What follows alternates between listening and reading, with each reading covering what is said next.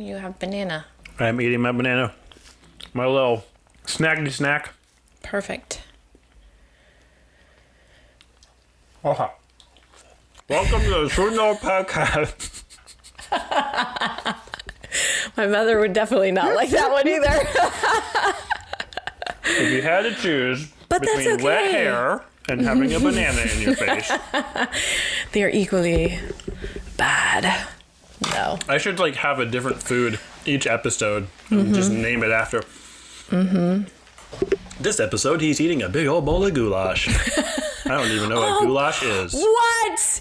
I didn't think anybody in the South knew what goulash is. We grew up eating goulash. You did? What is goulash? It sounds gross. Where did that come from? Goulash is so amazing. I think it's a German food. I think. But goulash is... There was a way to find out. In a way, it's like spaghetti, but with elbow macaroni. And then there's meat mixed in. And then there's some cheese and... that does sound really, really delicious. Goulash. It's amazing. Well, that's how we ate it. I'm sure it has something else in it that's probably more fancy, but wow. Okay, so we are recording. So we need to say, do we need to do this little snippet? Welcome to the True North Podcast, where two practicing light workers get together for 2 hours every other week to continue an ongoing conversation about wholeness and healing for the body and mind to help you live as your true self and follow your true north. I'm Ryan. And I'm Abby. I feel weird about saying the True North Podcast because there are so many True North podcasts. I feel like I should say welcome to a True North Podcast. No, let's stick with the. I like it. We should have the other hosts of the other True North podcasts on our show and interview them and be like, why did you steal our name? Before we had it. I'm making a note because we have a lot of good people we need to interview. I have a document in the documents thing. Oh, I must have overlooked it. It's the Idea Bank. Ah, yes. Okay, perfect. I have 4. I think you have a lot too that you need to add there. Yes. Add to the thing. And good morning, pineapple, by the way. You know, gotta keep true. Good morning, toilet paper. Oh, jeez. It's guns. I actually have to admit, I have been noticing in this recording that you have impressive guns. What? You can see that? Wow, I gotta say, you can see my whole office because I'm using the moment lens that I bought using our promo code that's expired now. Mine came in the mail, and now I just have to take the time to figure out how to use them. But I cannot wait. The clip that puts it on your laptop? I got that I did a couple of kits because I wanted to do the lens. I wanted the lens to go on my laptop. So that for this and then just recording classes and whatnot. And then I also wanted the lens for my phone. So I got the phone case kit for the lens to attach. And then I got the bracket to put on my laptop for the lens. And I used that bracket on my phone to send Patrick that birthday video this morning. Awesome. So it could be on the front face. Look at the difference it makes. Look at this. So this is only for our patrons or our one patron because it's in the video. But see, there's me. Normally, I've got my 18 mil, so it's the wide angle. That's the one I have. And then when I put it on, it goes, whoa. Interesting. You really can. And now I can't get it back on. I don't know that I want people to see so much more. Well, thanks. I have to thank my mother for these guns because, well, I do work out. I do lift weights, so I do maintain my guns. However, I'm just genetically inclined for muscle definition. To have some... Yes, I am. I got my guns when I was a gymnast, and even though I stopped half a lifetime ago, they have not gone away. I don't actually work out my arms any more than just doing a plank pose here and there, but still, really? It's like I do. Yeah, it does look like you do. It does. We both have guns. We are the gunsies. Welcome to the gun show. Okay, that was really bad. I just rebranded our podcast while you were saying that. Okay, so we are going to talk about some fucking exciting stuff because we both lost our shit last time and then had to go because it was over. Yes. Do you want to start or do you want me to start? Do you have yours written down? Well, I just have some notes, but... Okay. So the last podcast episode, we were talking about the body and the mind and working out, being the merger of the two and everything like that, right? Yes. And so again, I'm being trained like actively, I am in training by my guide and some very good friends of mine who are already really good at this to put pieces together and connect dots. So while we were talking, when I had that mind blow experience, I was connecting the dots that the body is the house of the soul. Yes. Working out and engaging the body is what opens you up to listen to the soul speaking, which is the non-egoic voice in your head. Yes. And I thought about the healing that I'm doing. And when you think about being an energy healer, you think about healing someone's body. You're using energy, and there's all this stuff with the chi and the meridians and the blockage and the flow. And, you know, it's the same school of thought as acupuncture and things like that. And that's what Reiki does. That's what Qigong does. I am untaught in any of those particular modalities. But what I've started to, in the last year or so, realize is that I'm not, the healing, it affects the body. Like you feel it in your body. If you have a body pain, you sprain your ankle, I can make that go away to where it doesn't hurt anymore and it's all fixed and better. And that's a body thing, right? But one of the things that you told me over breakfast one time, because I was talking about, well, it can't kill cancer, you know, like that's the big thing everyone goes to is, can you cure cancer? And you were like, well, everything has a root cause. And so maybe the cancer is a result of something in that person's life or in their being. And that's the thing that you're healing. And so just like how the cancer is a ripple effect of the source, if you're healing the source, then the healing of the body will be a ripple effect of that thing. And I thought, okay, that's nice, but then how do you get to the source? And I just connected all of that in the last episode where the source is the soul. And what? So I'm not even healing the body. I'm not even aiming at the body. I'm going straight to the soul. And all the ailments that happen in the body as an echo of the soul will then, the healing in the soul will then echo into the body as well. And then that'll just convert to wholeness and healing all on its own. Now, here's the crazy thing. We were also talking about talking to cats. Yes. And how it's all right brain and it's all symbols and impressions and things like that. And so I thought, what if healing for me, my modality, which I'm convinced is something that existed on the world and it just went bye-bye when everybody decided to wrap rules around it depending on their culture and their upbringing and give it names and open schools, and it got really, you know,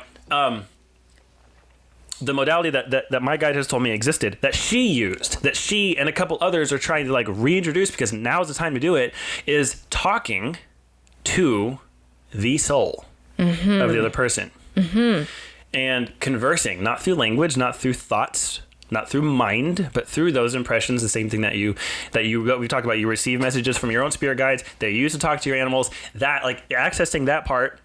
Yeah. And just connecting directly to the soul and saying, where does it hurt? And then just, instead of it being a healing of the body experience that looks like hands-off physical therapy, it's just us sharing space in something that looks a lot more like a meditation, where I just have that conversation. Because that's where the story lies. The story of the thing that happened that caused the body to stop working, right? And so I can ask the body, what happened to you? Or I can go to the thing that lives in the body and just like take all of my heart energy that usually comes out through my hands and like bridge to them and just have a conversation. Yes.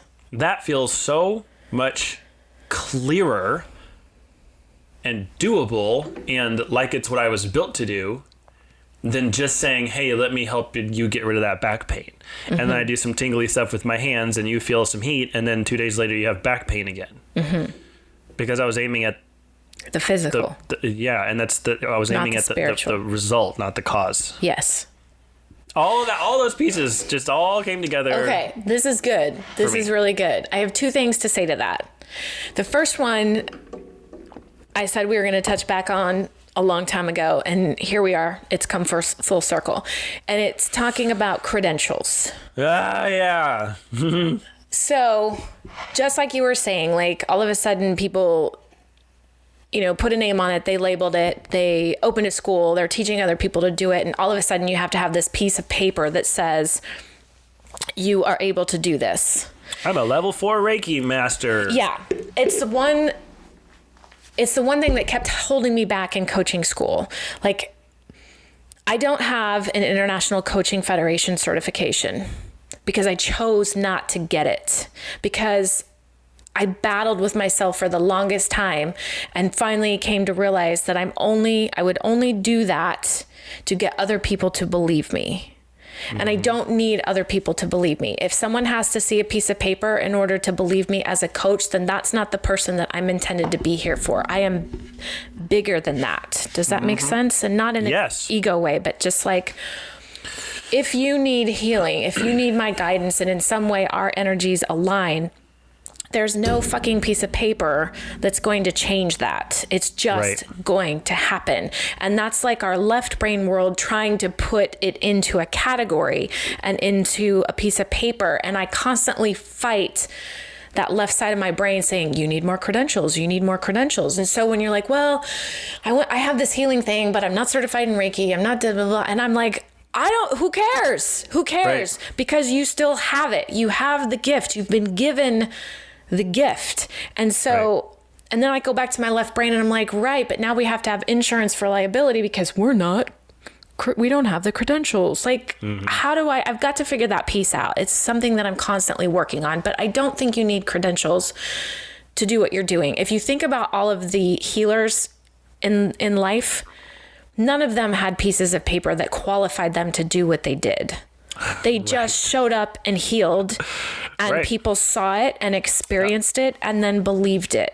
And so do you know what I mean? Like, so not saying that I don't have a growth mindset, because I constantly need to learn, and I'm still learning. Like, I'm living it to give it. I'm constantly learning, but I don't need an external validation that I have learned something or I've acquired a skill or I know how to. Does that make sense? Am I going Yes, and if with this? somebody else needs that type of qualification to believe you, then they're just not in a place where they're going to receive what you have anyway. Right. Not that there's anything wrong with that. Yeah. But I mean, I don't want to. It just sounds like I'm kind of shitting on all the other modalities, and I think there's definitely a lot of credit to them for what they are. Yes. But I think about it more like I read Bruce Lee's documentary that came out a few years ago. No, I didn't read it as a documentary. It's a book. It's a biography. I saw it in my head as a documentary. And it talks about how he was a kid and he was always roughhousing on the streets and beating people up. And later he got into Wing Chun, which is like a branch of Kung Fu, and he got trained by a trainer, and then he said he was doing Wing Chun. But before that, he didn't have a style. He didn't have a fighting style. He didn't learn it from anybody. He learned it from fighting. He just did it. And he was naturally good at it. And so he could beat people up even if they were trained. And I mean, all fighting is all the same combination of the same things. It's all the punches and the kicks and the throws and all the stuff. You know, it's all the same elements, just put together differently and practiced and taught different ways. That makes it a different style. That's why there's a very big difference between, jiu-jitsu or kempo or whatever. And so he knew the core elements and how to use them.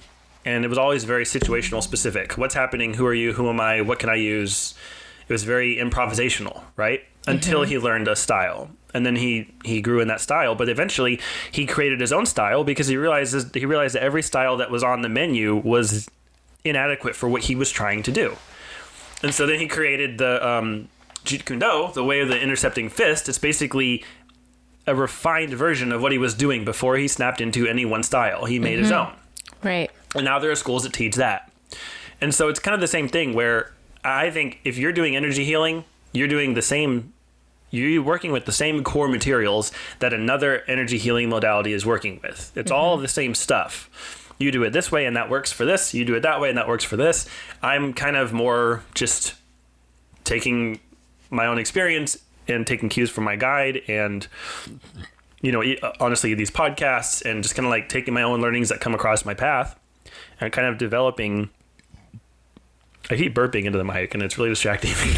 and developing my own style where it looks like Qigong. It looks like Reiki. It looks like a lot of these other things because it is made of the same materials.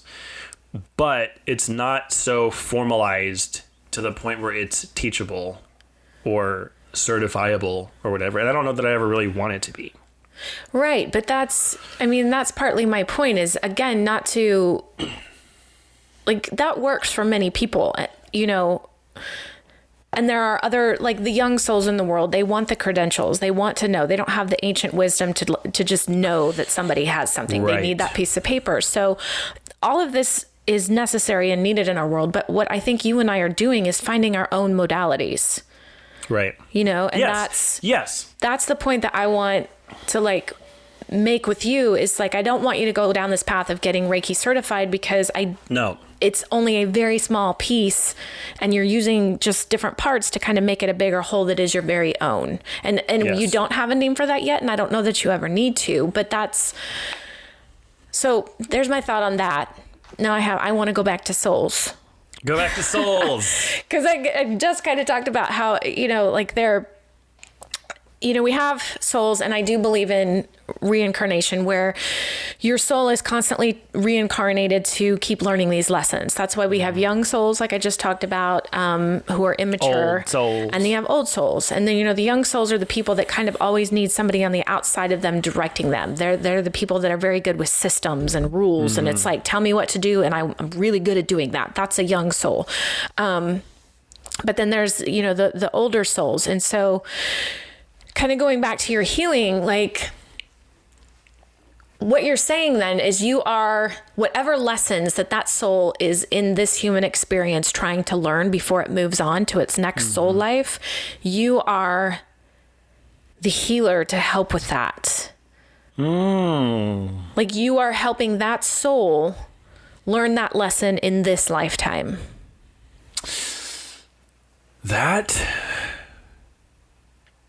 makes a lot of sense. And so keep going. When your soul doesn't learn, and I've thought this for a long time and I'm just starting to explore it. And this is again why I feel like our paths are crossing again, is because when you are not learning the lessons that your soul is here to learn, destruction and dis-ease begins. So that's when your body, because it's the house of the soul, starts to break down. And that turns into addictions. It turns into diseases. It turns into chronic pain because when you're not learning the thing that this lifetime is here to teach you. Yes, they are not learning that thing. Or sometimes, I take that back. It's not that they're not always learning. Sometimes that is the learning. You know, sometimes there's something in that they have to learn, but they may not be paying attention to that suffering. And so it's just sort of magnifying and getting worse. But I have told 4 people in the last week that have had some ailment, something wrong with them, that it is not your physical body. And all 4 of those people have come back, and I'll come to them and I'll say, you know, I think it's this. And it's somewhat based on like things I'm learning from other people, but some of it's just my own intuition, my gut reaction to why you're having this pain. And all 4 of those people have come back and said, oh my gosh, yes, I think you're onto something. So to put it all together, I'm thinking, wow, like we could be a powerhouse with this, where I can work on the language left side brain of it, and you can work on the right brain soul healing part of it to make this whole person learn their soul lesson in this lifetime. That, you know what? Okay, so you just validated something for me that I had the thought, and I didn't say. I don't know why, but when you said that you think that we're each coming up with our own modality, the immediate thought that hit me was that there's one modality that both of us are trying to put together. Yes. Like it's not my healing and then your healing. It's like you and I are both kind of like, we both have our hands in the same thing. Yes. And it needs together. It's a bigger one. Which then also like goes back to think about all the, like, there's so many times that you've said like, I'm trying to build a modality around this or around that, or like working out with a person or something. Like all the things that you say, like, I'm trying to make a modality around this. I'm like, well, you're just circling the drain on this one thing that encompasses all of them. And you don't branch off into that one section and make it its own thing. Like you just like, it's all one big thing. Yes. It is. And we're just trying to figure out what that is. Right. And it's slowly the pieces are coming to me, but literally in the last week, I'm like, okay, I truly believe that any problem that you have physically in your body can be corrected. When we are born, our physical bodies are perfect unless we're carrying genetic carryover of lessons unlearned.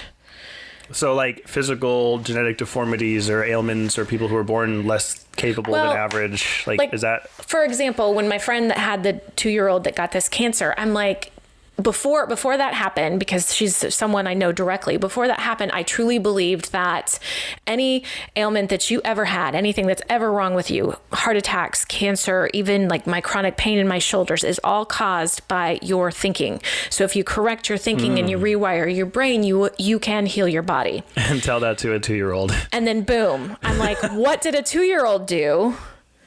Right. That would all of a sudden cause cancer in just 2 years. And if you knew this kid, there's no way, there's no way. Right. Her spirit is beautiful. So then I went down this path of oh my gosh, I have got this all wrong. This is not right. And just, tried to figure it out. And then that's when I learned the lesson that you can carry things over into genetically. So for example, I think I carry a lot around my mom's baggage. Mm-hmm. But she passed it on to me genetically. And so not only do I have my own physical things, but I think I'm also sometimes carrying some of her weight. I don't know, it's an unresolved thing that got passed through the umbilical cord and then into my own DNA, into my own cells. And so I'm not going to share this person's story, but given the history of my friend's family, it's almost as if that cancer manifested as a carryover of some stuff that happened in other lifetimes. Right? So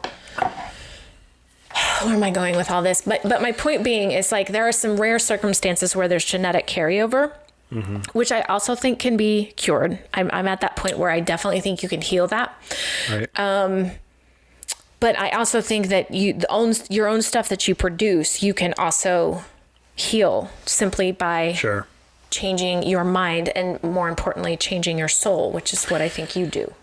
Is there not another argument that could be made for it being a communal thing? Like I've heard a lot of people say sometimes bad shit just happens and you can't trace it back to a cause. You can't, tie it to an origin. It just happened to you, like getting hit on the road by a drunk driver. You weren't the drunk driver. You just happened to be on the road, but you're on the road twice a day when you go to work and back. And then there's nothing wrong with that caused you to invite a collision into your life. Right.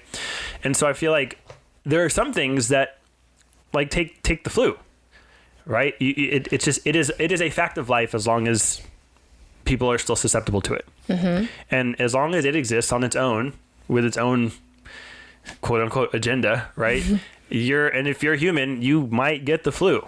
Mm-hmm. And so when it comes to things like this on a spiritual scale, I think you could also look at it communally, where this is the state of humanity. Humanity right now on the globe in this moment in time, our general attitude is kind of shitty. Mm-hmm. We're all very individualized. We're all very look out for number one, or it's very easy to go to war. It's not very easy to forgive and extend generosity and trust. Yes. And I feel like all those things, like we were talking a few episodes ago about sticky energy and how easy it is to translate those things where, it's contagious. I know a lot of empathic people and they have a lot of stuff going on with them that I really can't even say is their stuff. It's maybe stuff that they picked up from people they live with or people in their past that they never let go of. And so you can cure it and you got to find the source, but I also think it may not always be that one person. True. Yes, I'm with you on that. And I think there's also environmental sources. For example, here's another, Abby's crazy. They're about to roll out the 5G network. Yep. They rolled it out in Yiwan, China. Is that the name of the town where Corona started? Yiwan, yes. Is that how you pronounce it? Actually, I'm not going to say yes because I don't really know. Okay. But sure. Well, regardless, the part in the place, the location where this sort of started spreading, they rolled out 5G. If you go back and look from a sociological perspective, back in history, anytime there was a major electrical advancement, an electrical revolution, there has been a pandemic. So Really? when electrical lights went through the Ebola plague, like when electrical lights started happening around the world, and like town, city lights and whatnot, the Ebola plague hit. Is it Ebola? I don't know. See, now I'm going to get my facts wrong. This is where I don't pay enough attention. I get the idea, but I don't get my facts right. So I'm going to stop. I do want to go look into this, though.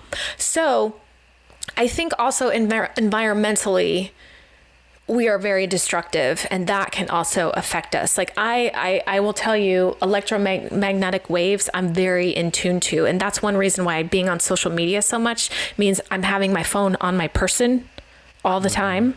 It affects me energetically because of the electromagnetic fields, not because of the social media or the connecting, but the actual physical hardware affects my being.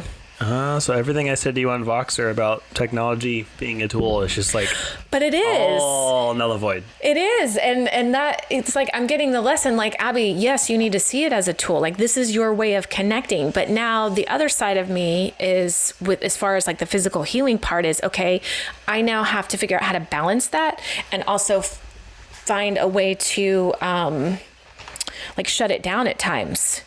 Because kind of what you were saying before is shit just happens because there has to be an equal reaction, a negative and positive. So yes, there's always going to be that stuff that just happens that is negative, because that's the way that we have balance in this world. So how do you work with that? You know, so I'm getting a whole lot of concepts here in one thing, but, so yes, it could be other people's things, but then that's when I think you can be taught to protect yourself and to bubble yourself from other people's junk. It's an awareness. But then I also think we're picking up environmental things that if you become aware of those, you can at least limit them. Like, I don't sleep with the phone in my room anymore. We have no electronics in our bedroom. You know, the meter that's on your house that reads your electricity so you can be billed for it puts off a lot of really dirty electricity. And so Patrick's room is right next to that. So I've put up like this filter where it blocks him from all that because it's on a wall of his bedroom. See, I told you I'm getting really crazy. So I'm going to stop there. Nonetheless, I think that like there's ways of living, like this is the way of our world. We have this and it's advancement of our human race, but I also think it's destructive if we don't find ways to protect ourselves. Right. There. Sorry, the dogs are all barking at something. Did your doorbell ring too? I didn't. Actually, we do not have a doorbell. Well, we have a Ring doorbell, but it's not wired to the house. It's on batteries, and we don't. The batteries are dead, so we have no doorbell. But they usually calm down by now. Welcome to real life coronavirus. This is us. Like, yeah, this is us in our houses with Just our. in case it's picking them up, I'm gonna go. Hang on 1 second. Okay. Say some words to our audience. He always does that, and then it immediately puts me on the spot. So I do have to give a shout out to Ryan while he's gone, because talking about things that we're grateful for, Ryan does a lot of the back office stuff for all of True North. He's the one that's reached out to our sponsors. He's done our newsletters. He's set up our Patreon for our subscribers. I basically show up, record, and then he does a lot of the heavy lifting. And it's the only reason that allows me to show up and be in this space with him. And so I know you all don't know that, so I wanted to make it known, because I am truly grateful for Ryan, because essentially he is the entire back office of this operation. And without his expertise and his time, this would not exist. So I know he'll listen to this later. So I'm just going to say, thank you, Ryan. Really, genuinely, thank you.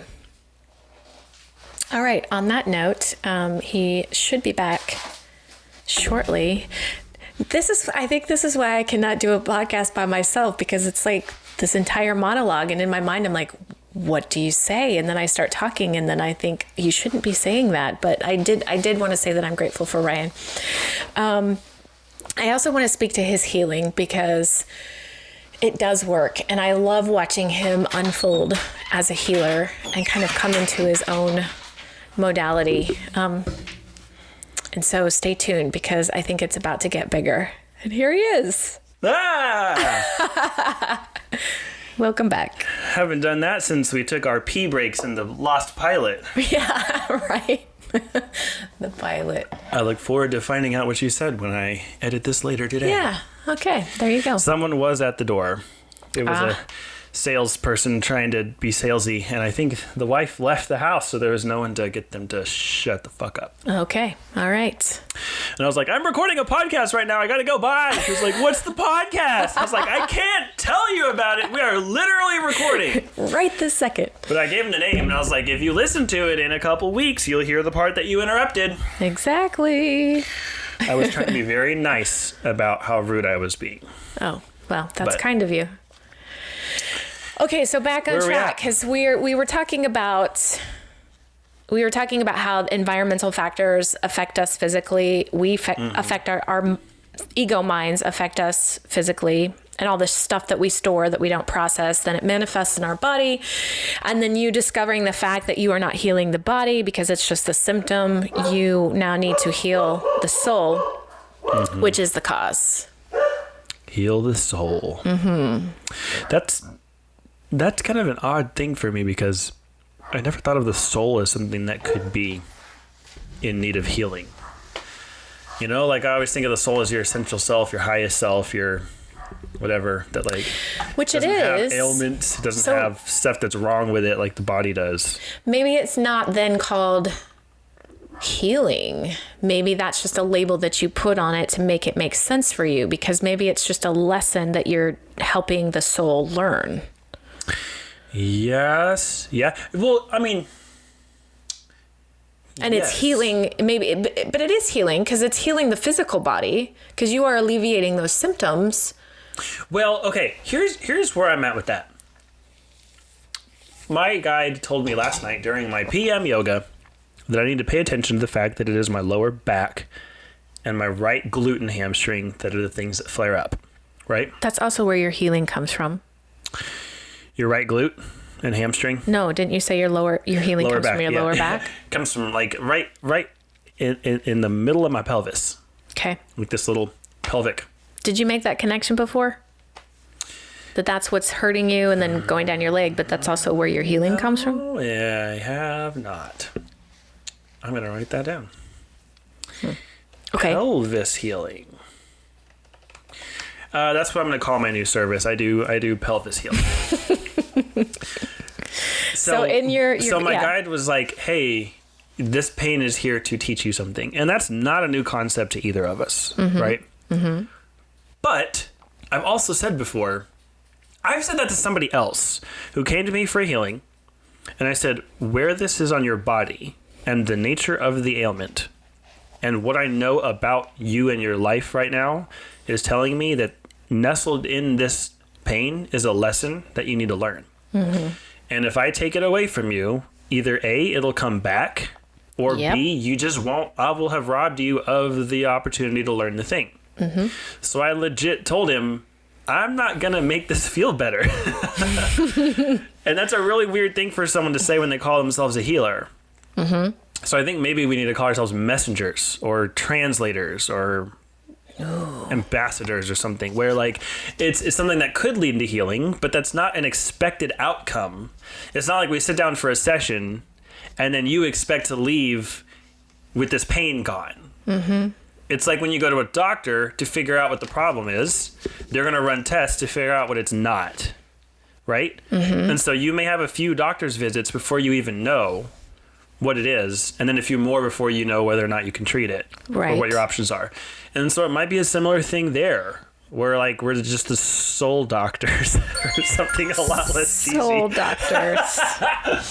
and we just like talk to the soul and say, okay, well, the good news is I can tell you where the pain is coming from and why it is manifesting the way it is. The bad news is here's the work that you're going to have to do. Yes. And here's the lesson that you're supposed to learn. And here's how, and so. There's not a pill for this. Right. And then on top of it, if it's debilitating, like, I feel like there would also be a layer of, ladies and gentlemen, you are listening to us, like, actively create this modality right in front of you. There's a layer of, like, coat them in the energy that I transmit that I know has healed people before. So that if there's any physical ailment that they walked in with, that it's the right time for that to be gone, it gets gone as well. Because sometimes, like, you just need relief. Sometimes even if it does come back 3 days later, that's 3 days that you didn't have the thing, right? So I'm just seeing a world where, we both sit down across the table from somebody and we're like, okay, let's talk to your soul. Or put them on a massage table or something, and then just like get all the information, get the story, get all the what means what and where this is coming from, and and then kind of like put together some type of an information / prescriptive thing or plan to say, here's what we think this is here to teach you. Yes, and I'm getting two really big hits right now. This is Sarah, like, I told you she's like it's like she's doing this, annoying me to like say this out just loud. Just tapping you on the shoulder. Yep, go. Come on. You've already said that you talk to cats, so like anything goes. Can't get any weirder than that. Oh my God, did I say that out loud? Wow. This is going to be the one that gets the most listens. I can feel it in my bones. Abby is a crazy cat lady. Wow. Okay, so the two things I'm supposed to mention here is, so I'm also learning about and studying light therapy, and not in the way that it's typically, again, this is like, I'm not going to go get some certification in light therapy, but I'm sort of reading up on how light has been used as a healing modality in ancient cultures, how it was basically used up until the early 1900s, and then modern medicine came along and people thought it was easier to take a pill than to go sit in the sun. And but it's all about using colors and color therapy, because colors are really wavelengths of light. So there's something to do with that, because I think, and that's where, when I said in the last part where I was looking at that person and she looked all yellow, my color therapy is like, okay, you're all yellow. That has to do with the solar plexus chakra, which has to do with self-worth. And so this is where I'm trying to figure out, like, there's also has to be a piece, I'm guessing, because she's telling me this, where that light therapy then has to come into this, like, here's your prescriptive for healing. I've got to balance you with a certain color that seems to be out of whack, that's going to be at the same wavelength of something that you're missing. The other piece, because I don't want to forget it, is what she's telling me is, okay. I hear you. I love watching this. I love watching this happen. Okay, stop focusing on that language isn't partly intuition, because she's saying language has a vibrational frequency. Go back to the Emoto studies that you just talked about in your last workshop. There's a researcher who studies water. His last name is Emoto, and it's just the Emoto water experiments, and he did this. He discovered that water takes on its true nature when you form it, and so this is with her words. The experiment is with just words. Yep. With words, and this is her point. She's trying to get me to believe that no, words do have power. Here's your proof. Because when he would say words like "I love you" or "I appreciate you," "I'm so thankful for you," all that, when he froze the water, it would make these beautiful crystals. But when he said, "I don't like you, you're nobody, I will kill you, you're worth nothing," he would freeze it, and it would make these like malformed, mishappened crystals that were ugly. Okay, I hear you. Okay, so bringing this all together, then it's like, we're having this soul conversation, but there is going to be some language to it. There's also going to be some color.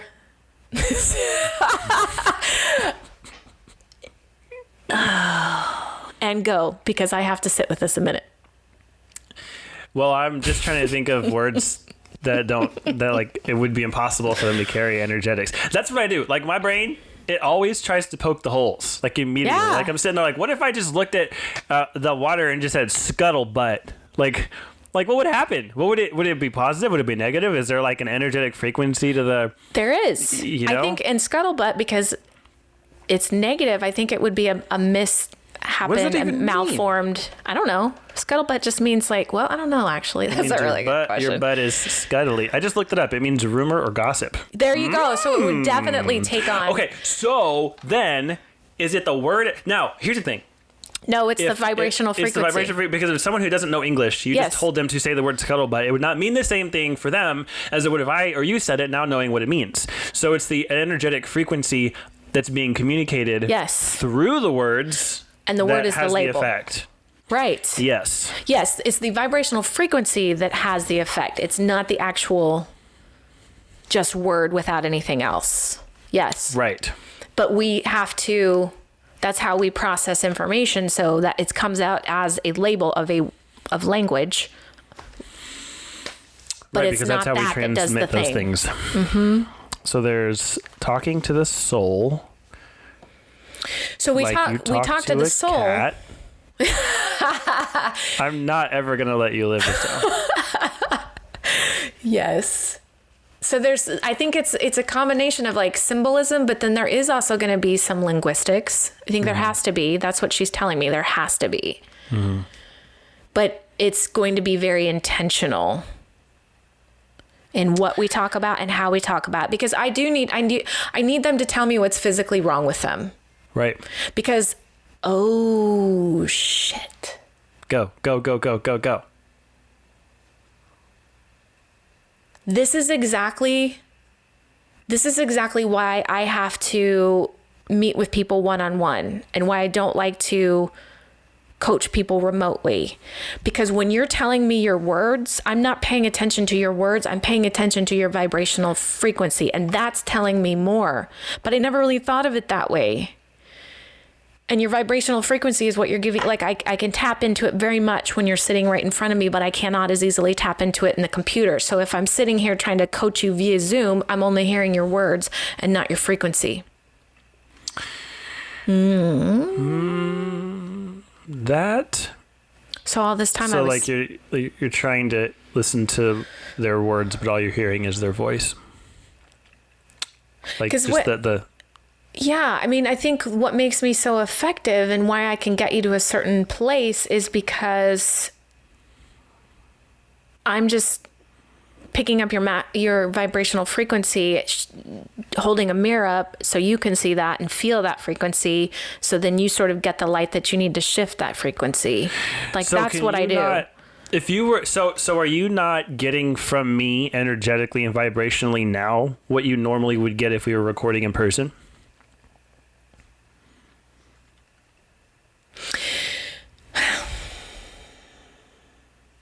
I think we're gonna have to experiment with this.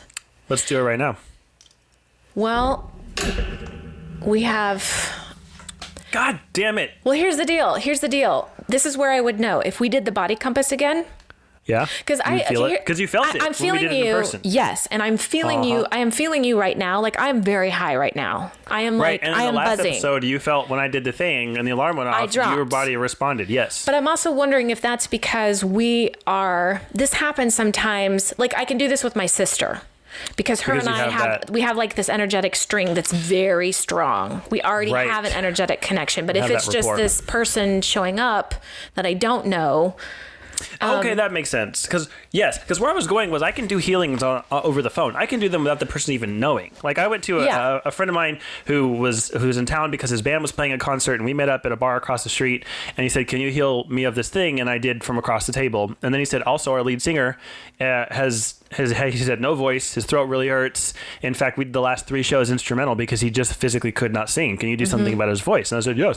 And so from there, I reached across the block and did something on his voice there, and then I went to the venue and he sang his heart out, and he like there was no like There's no explanation other than that's just a coincidence, right?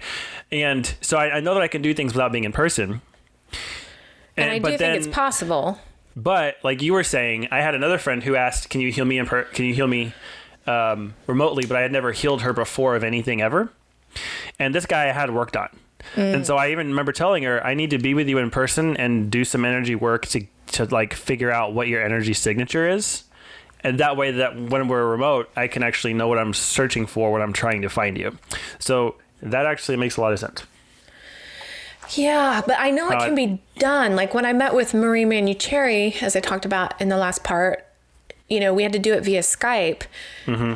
And she was still able to pick me up and tell me things. I just don't think that I'm experienced enough to do that. Like that's where my learning is still taking place. Maybe you could stand to get a lot of practice doing this stuff over technology. Maybe it's that the thing that you're the most resistant to is the thing that you... Didn't I say that in a Vox? You did! Like you said the thing that I am most resistant to is the very thing. The thing. Yeah, it's the very thing you need to lean into. So maybe like that's what you need to do is start doing this stuff intentionally, not in person, to get more practice learning how to do it not in person. Right.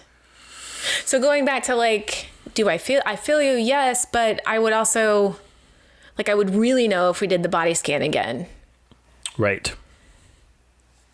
But then I would be like, well, is it just because I already have a connection with Ryan, so that's why I can feel it over the computer? So right. You have to do it with a stranger. I'm going to start experimenting with this on our True North Tribe weekly calls. Oh, shit. Yes. Yes. Available to patrons only. Exactly. So go subscribe and you can be part of our weekly calls. Yes. And I will, both of us can experiment, through the modality of technology. God. So you know how both of us have been really, really, really like sitting in some doubt recently over the last, like ever since we launched that fucking Patreon. Yeah. It's been nothing but should we have launched the Patreon? Yeah, did we go to it took like a week for us to get our first patron. And then that was supposed to be confirmation, but both of us are very stubborn. We're like, but we didn't get 1,000 patrons in the first 3 days. So nobody likes us. I feel like this is another confirmation that's the right way to go, because we created a community on Facebook. We created weekly calls Tuesdays at 7 for everybody who's a patron to interact with us. And I remember thinking like you kept thinking that it may be coaching. I thought it may have just been a lot more like socialization, like when you go to a concert, you pay a little extra and you meet the band, but I kept on thinking like, what is that? Why are we doing that call? Like, what's the point of it? What's the purpose of it? Why are we getting all of our patrons on the phone every week for an hour just to talk? And you just gave it a purpose. It is kind of like testing ground / training ground / us all kind of figuring out as a group what this modality could be. Right. And if we had 1,000 subscribers on the call, there's no way I think we could really fine tune it. It needs to be small, and it's small right now. Talk about being grateful for something that hasn't existed, right? Like this is it. Yeah, we were seeing it as a bad thing, and all this time it's been like this thing that's just waiting for the right time to happen. And yeah, and then of course, like when we talk about both of us, I don't know if you had this problem, but I had this problem with charging money for the healing, because sometimes it doesn't take, sometimes it comes back, sometimes whatever. Like I have this fear of being seen as a fraud if every single 100% of the time person doesn't walk away feeling like the best they've ever felt in their life, right? And so I don't like people paying. I don't like charging people. And then we talk about how there's an energy transfer and it means more to people when they pay and they're more invested, blah, blah, blah, blah. Yeah. And so I just realized that like, this is an opportunity for us to reach more people, to learn how to do better what it is that we're already doing. And it's not just with like volunteers. Like these are people who are paying. It's clients. It's But here's the other thing we have to balance it with. And I had this conversation with someone very close to you recently about feeling that we have to fix them within our hour. Right. But then if we do that, we're sitting in their business. Right. It has to be the long game. Like we talked about the chain. Yeah. Like it's a spiritual practice. Every Yes. single thing you do, every workshop you do, every training you do, every podcast episode we do, it's not, you don't measure the metrics of that one thing. Right. Like our only metric for success is, did we do it? Did we add a link to the chain? Yeah. Yes, that's fine. Because then eventually you have this body of work, and it's the body of work that you're here to do, right. not the individual thing that you're doing in this moment. So we get on the phone call for an hour with our patrons. Mm-hmm. Maybe nothing happens. But what matters is the fact that we got on the call that week with our patrons, and that there's a continuing, ongoing conversation with us and them where they get an opportunity to just get this healing every single week. Mm-hmm. And that's an opportunity. Doesn't mean it's going to happen. But what they're getting is a seat at the table. Yes. And, just to the opportunity to be there to see it happen. And maybe one day it'll happen to them. Right, but it's also on them too. That's the point I also want to make with this. It's like it's on them to get any healing out of it. Right. It's they a have very to be participatory open. Thing. They have to work on their own business, like everything they're bringing to the table. Like, we have this to offer. We're working on our own stuff, but that's with the expectation and the hope that you're also showing up and open to work on your own stuff so that it comes together to be like this flower. It's like we're the soil, they have the seed. Let's put them together and let's grow something.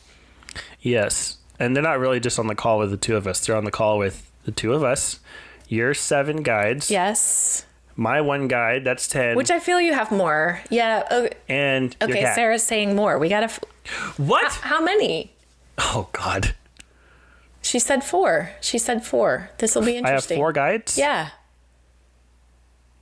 I want to talk to Sarah. Oh. And that's our timer for our 50 minutes. 4. Ryan has 4 guides. Well, that number's been coming up a lot. I think I texted you 444 to tell you at 444 that 444. Mm-hmm. And then I was never showing texted up. you back because No, I'm like that. because you hate technology. I'm flaky with texting. Every time I send you anything, I just choose to trust that you got it. And This is how I don't need a response. Okay, this is how I know, and this is how I know the difference between people that are just acquaintances and people that are really good friends. The really good friends do not care if I text them back. They just trust that I get the information and I will eventually get back to them. And those that don't get really offended. But the reason, it goes back to that 5G thing, 4G, like the waves, the technology. I don't carry my phone on my person. Right. I don't have it on me most of the time. So typically if I have it, I'm like in transition somewhere. So then I read your text, but because I'm in transition, I don't immediately respond. Anyway. Right. No, I get it. That's an excuse, but nonetheless. I don't expect responses from you. In fact, when I do, I'm like, whoa, it happened in the same day. In the same day. I get it's so a really excited. good day if I text you back in the same day. Or I just happen to catch you the 5 minutes that day you had your phone on you. Yeah, right. Yep. And happen to have a free time. So 4 guides. So we're going to have to explore this. You have 4.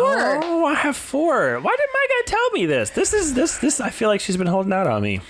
But is that a guide thing to say, there's 4 of us? Isn't that something like we're supposed to discover on our own? If I was a guide, I would be like, you have 12 of us. Here, let me introduce you. Here are their names. Here's what they look like. But they don't tell you their names because they don't want you to put an identity on them. You know what? Mine did not tell me her name. That's, and I'm still trying to figure out why Sarah told me she was Sarah. Oh, well, keep going. But one time? One time she did. And I did not understand it. Oh, there you go. Like, to go back to talking about things being impressions on the right brain. You told me this. She was like, okay, fine. I will tell you my name, and it won't make any difference to you. And she did. And I couldn't I couldn't wrap language around it. Like, there was like an A-ish, and there was like some J. Like, there were small little parts of it that I could attach letters to, kind of. So it's a symbol? But it was or an impression.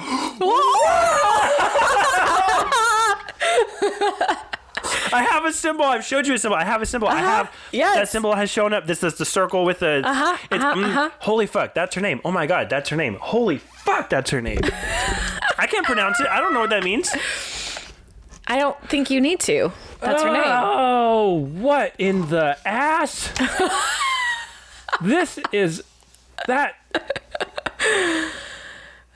Because I remember her, I mean, like, yeah, I don't know how to make sense of what you just told me. She's like, I know, now let's talk about your healing. Like, it was so, like, she just had to, oh my God, that's her name.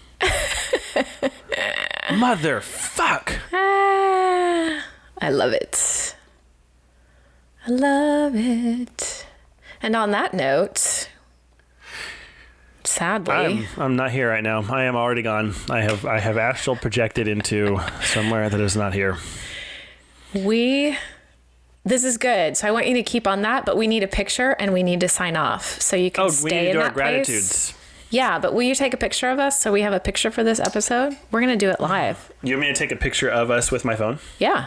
Can you do that, or do you want me to do it? Last time I took screenshots. I'll take. Oh, you can do screenshots. Is that what that was? Let's do a screenshot. I just took a screenshot of both of us. Okay, then let's smile.